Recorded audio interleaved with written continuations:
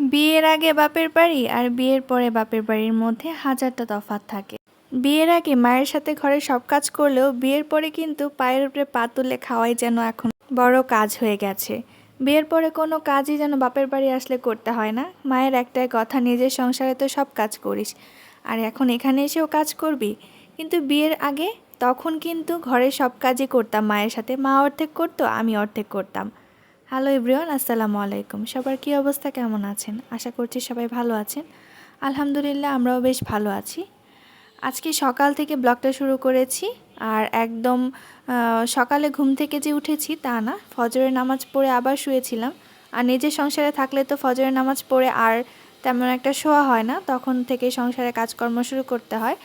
আর বাইরে আজকে একটু বৃষ্টি বৃষ্টি হচ্ছিল, তো সংসারের কাজকর্ম নিজের সংসারে থাকলে তো সবই করতে হয়। আর বাবার বাড়িতে থাকলে সকালবেলা নামাজ পড়ে দিন আবার হচ্ছে কিছু একটা খেয়ে ঘুমিয়ে থাকি।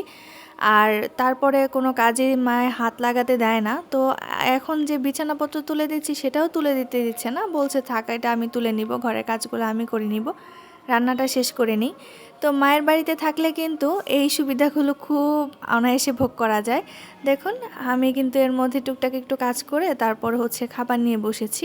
তো আজকে আমি অনেক কিছু রান্না করেছি। এখানে টমেটোর সালাদ করেছে, এখানে হচ্ছে ইলিশ মাছ দিয়ে মুড়িঘণ্ট করেছে, লাউ শাক ভাজি করেছে, গরুর মাংস রান্না করেছে, আর অনেক কিছু রান্না করেছে। আমি একবারে সব কিছু নিয়ে এসেছি, কারণ বারবার করে উঠতেও যেন তখন কষ্ট লাগে।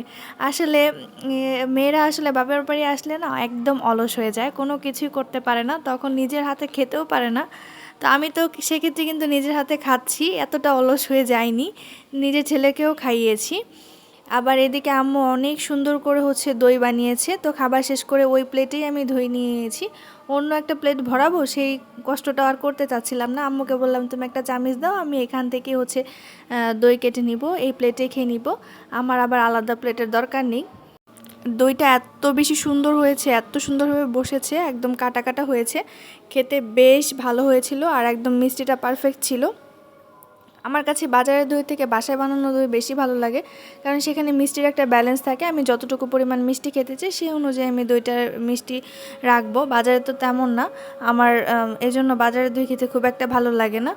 এদিকে আবার ছোট ভাইয়ের আবদার ছিল যে আজকে হচ্ছে চিকেন ফ্রাই প্লাস হচ্ছে চিলি চিকেন, ফ্রাইড রাইস আর ফ্রেঞ্চ ফ্রাই খাবে। তো এগুলো সব কিছুর জন্য আম্মু আলু নিয়ে এসেছে, মুরগি নিয়ে এসেছে, সয়া সস নিয়ে এসেছে। তো আমি এগুলো হচ্ছে কেটে বেছে ধুয়ে রান্না করে নিব। আসলে অনেক দিন পর বাসা সবার জন্য রান্না করা হচ্ছে, কারণ আমি বাসায় আসলে তেমন একটা রান্না বান্না করি না। তো আজকে এখানেই বিদায় নিচ্ছি। আসসালামু আলাইকুম।